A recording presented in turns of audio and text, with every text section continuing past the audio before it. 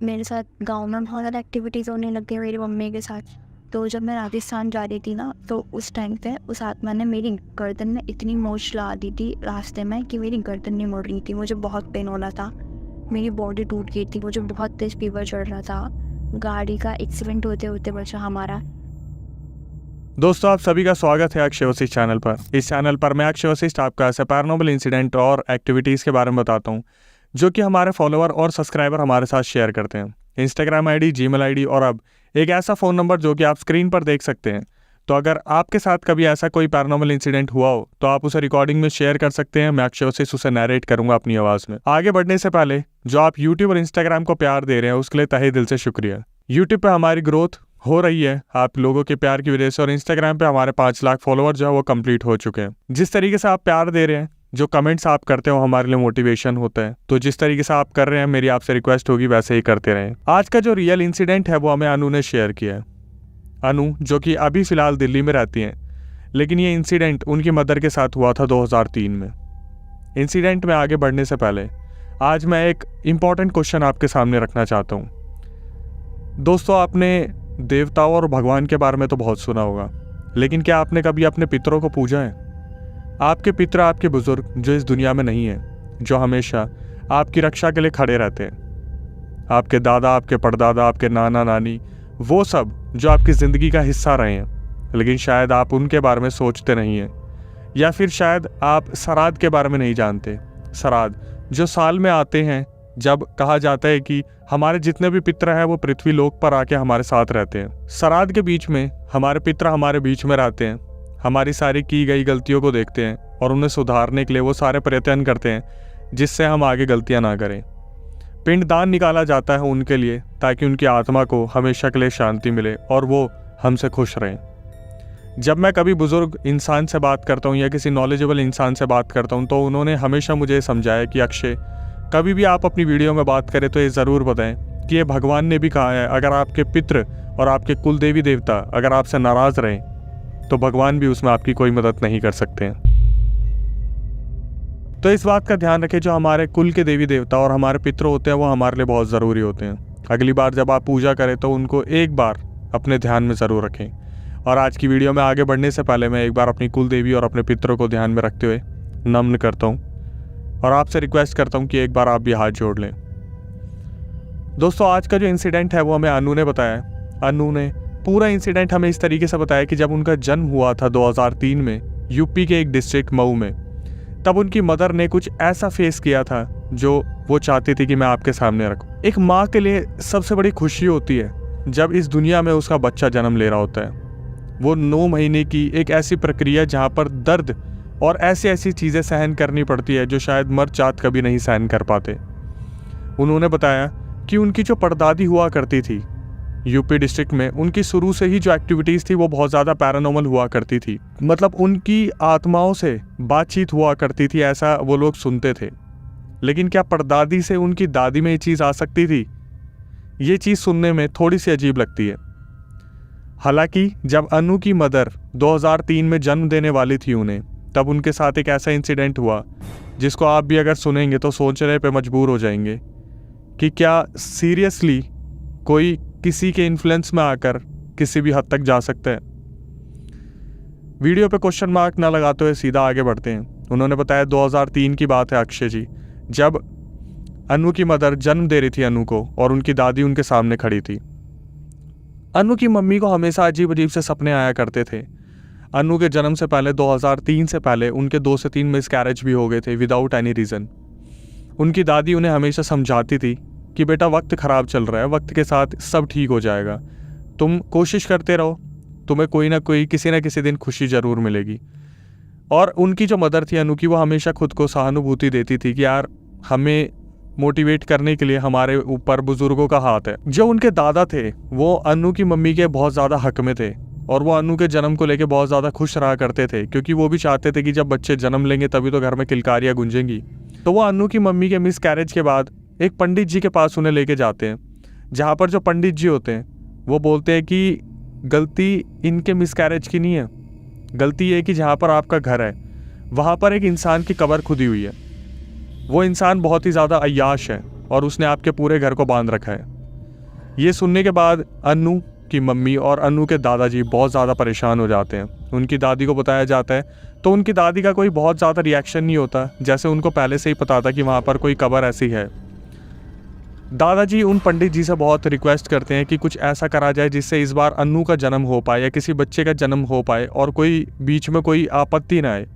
तो जो पंडित जी थे वो अपनी तरफ से एक धागा बांध के देते हैं और अन्नू की मम्मी को कहते हैं कि कुछ भी हो जाए आपको इस धागे को उतारना नहीं है, खास करके जब बच्चे का जन्म होने वाला होगा या फिर बच्चे के जन्म के 2 से 3 साल बाद तक आप इस धागे को नहीं उतारेंगी। अन्नू ने बताया कि शिवरात्रि की बात है, शिवरात्रि थी रात के 2:30 से 3 के बीच में। उनकी जो दादी हैं उन्हें पता चलता है कि जो अन्नू की मम्मी है वो अन्नू को जन्म देने वाली हैं, तो फटाफट से दाई माँ को बुलाए जाते हैं। दाई माँ वो औरत होती है जो जन्म के दौरान बच्चा निकालने में हेल्प करती हैं जब डॉक्टर और नर्स सही टाइम पे अवेलेबल नहीं हो पाते। तो रात के 2:30 से 3 की बात है जब अन्नू की जो दादी थी वो फटाफट से एक दाई माँ को बुलाती है और उनका जन्म जो है वो दाई माँ के थ्रू हुआ था। जन्म के टाइम पर जो उनके हाथ में ताबीज़ बंधा था वो उनकी दादी ने कुछ इस तरीके से उतार दिया जैसे वो कोई बदला लेना चाहती थी अन्नू की मम्मी से। अन्नू की मम्मी उस टाइम पर इतने दर्द में थी, उन्होंने इस चीज़ को फील नहीं करा कि उनके हाथ से वो धागा उतर गया है, उसे तोड़ लिया गया है या उसे खोल लिया गया है। लेकिन जब अन्नू का जन्म हुआ तो वो कुछ इस स्थिति में हुआ जो पंडित जी ने मना करा था कि ऐसी हालत में कभी भी जन्म नहीं होना चाहिए जब वो ताबीज़ इनके हाथ में ना हो। और अन्नू के ऊपर वो सारी चीज़ें बहुत ज़्यादा हावी पड़ गई थी बचपन में ही।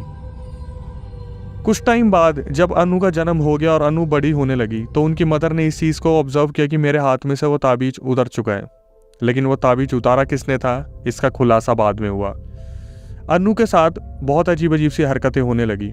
जब वो छोटी थी तो उनके शरीर पर अजीब अजीब से मार्क्स मिला करते थे, जैसे कि कोई उनको नोचा करता है, कोई मारा करता है। और अन्नू की मम्मी जो थी वो इस चीज़ को देखकर बहुत ज़्यादा परेशान थी, लेकिन दादी का फिर भी कोई रिएक्शन नहीं आता था। दादा इस चीज़ को देखा करते थे और बहुत ज़्यादा अचंभित हो जाते थे कि एक नए बच्चे के साथ जो इस घर में अभी नया नया आया है उसके साथ ऐसी हरकतें कैसे हो सकती हैं। अन्नू के जो दादा थे वो फटाफट से उनकी मम्मी को लेकर फिर दोबारा उन पंडित के पास जाते हैं और पूछते हैं कि ऐसा क्यों हमारे साथ बार बार हो रहा है। तो इस बार जो पंडित जी थे वो बोलते कि एक यज्ञ करना पड़ेगा और उस सिद्धि से मुझे पता करना पड़ेगा कि ऐसा आप लोगों के साथ क्यों हो रहा है और ये धागा किस वजह से उतरा है। जब यज्ञ होता है तो पता चलता है, एक ऐसा राज खुलता है जिसको सुनने के बाद आप भी सोच में पड़ जाओगे और शायद बहुत ही ज़्यादा आपको धक्का लग सकता है। यज्ञ के बाद जो अन्नू के दादा और उनकी मम्मी बैठी थी वहाँ पर, उन्हें पता चलता है कि जो दादी थी ये सब उनका करा धरा था और वो जो दादी थी वो उस अय्यास इंसान की पूजा किया करती थी, मतलब उसे पूजा करती थी अपनी ख्वाहिशें पूरा करवाने के लिए, और वही ये सब कुछ कर रही थी। दादा बहुत ज़्यादा डर जाते हैं। जो दादाजी थे वो फटाफट से अन्नू की मम्मी को बोलते हैं कि तुम लोग यहाँ से निकलो और अपने नाना के घर पहुँच जाओ दिल्ली में। अन्नू अपनी बेटी को लेके और अपने हस्बैंड को सारी बात बताकर फटाफट से जो है नाना जी के यहाँ पे आ जाते हैं। और कुछ दिन बाद यूपी के डिस्ट्रिक्ट मऊ से खबर आती है कि जो दादाजी हैं उन्होंने सुसाइड कर लिए, आत्महत्या कर ली और उन्होंने खुद को वहाँ पर ख़त्म कर लिया। हालांकि अन्नू की मम्मी को ये चीज़ पता था कि ये सुसाइड नहीं है, जो दादी जी थी उन्होंने बलि दे दी अपने पति की कोई ख्वाहिश पूरी करने के लिए। अन्नू जो है वो बड़ी होती रहती है, लेकिन अन्नू के साथ हादसे कम नहीं होते, क्योंकि जो उनका जन्म हुआ था उस दौरान ये इंसिडेंट हुआ जहाँ पर मना करा गया था कि वो ताबीज़ नहीं उतरना चाहिए। अन्नू के साथ के इंसिडेंट बहुत बार होने लगे। जब वो बड़ी होने लग रही थी तो वो रात को अजीब तरीके से चिल्ला के उठती थी और उनकी बॉडी पे निशान मिला करते थे और घर वाले बहुत ज़्यादा परेशान थे, खास करके नाना जी। तो नाना जी इस चीज़ को बहुत ज़्यादा देखकर परेशान थे कि बच्ची के साथ ऐसा क्यों हो रहा है।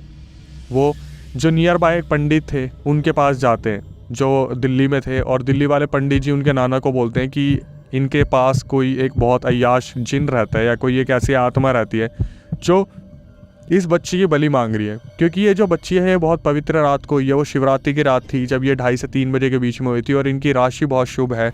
तो अगर वो जिन या जो आत्मा है अगर अन्नू की बलि देगा तो वो बहुत ज़्यादा शक्तिशाली हो जाएगा।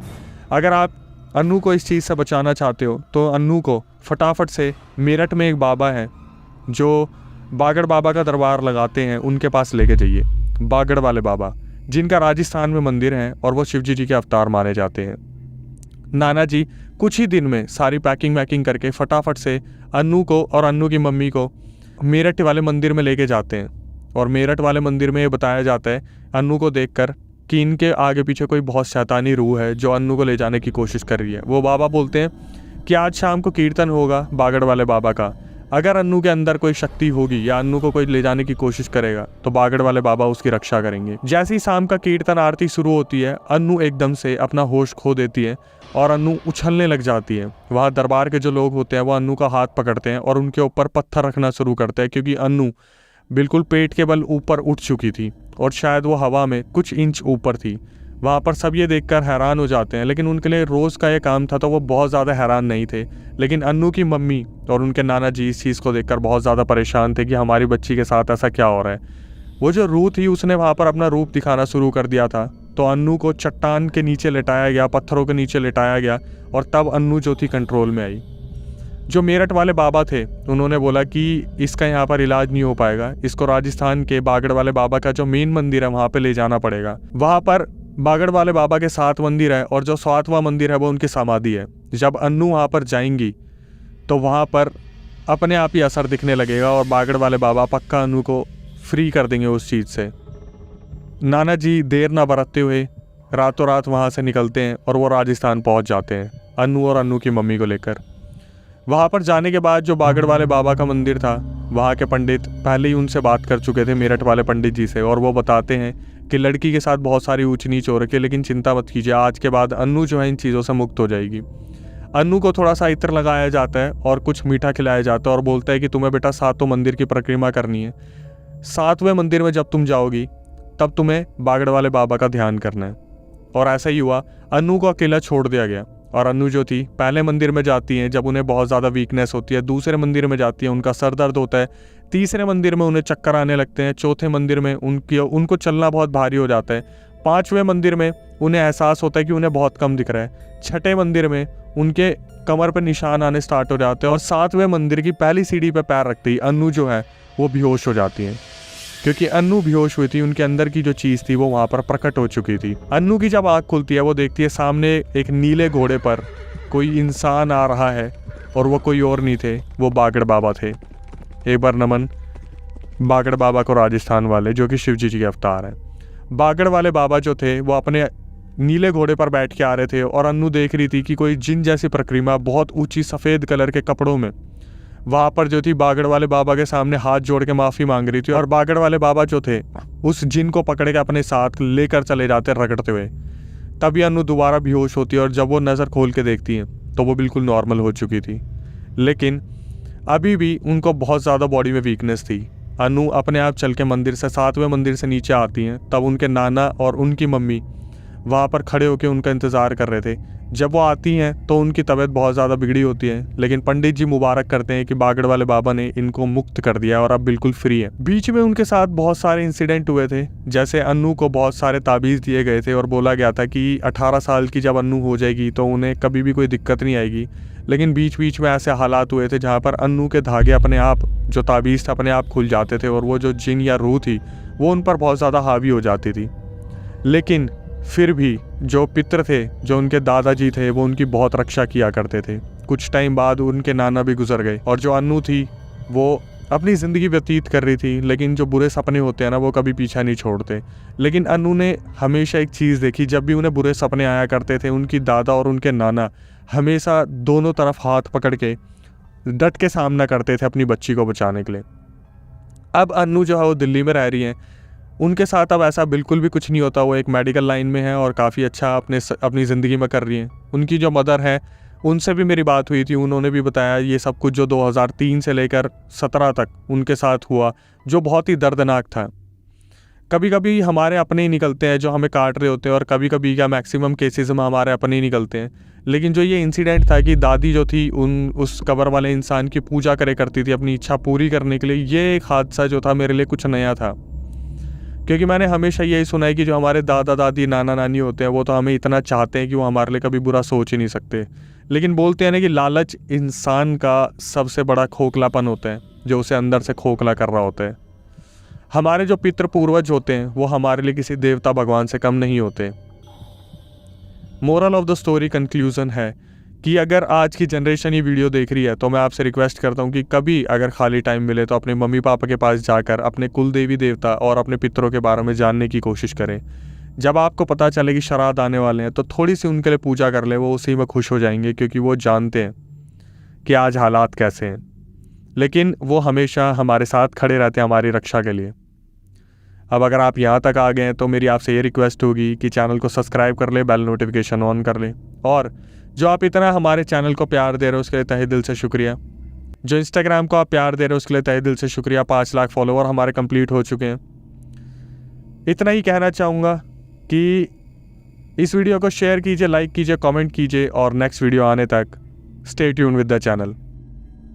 मतलब गुरुजी ने मेरी मम्मी को सजेस्ट किया कि आप इसको लेकर ना राजस्थान जाओ। राजस्थान में बागड़ वाले बाबा का मंदिर है, वहाँ पर 7 मंदिर है, एंड 7 मंदिर के दर्शन करा के जो 7वां मंदिर है वो उनकी समाधि है।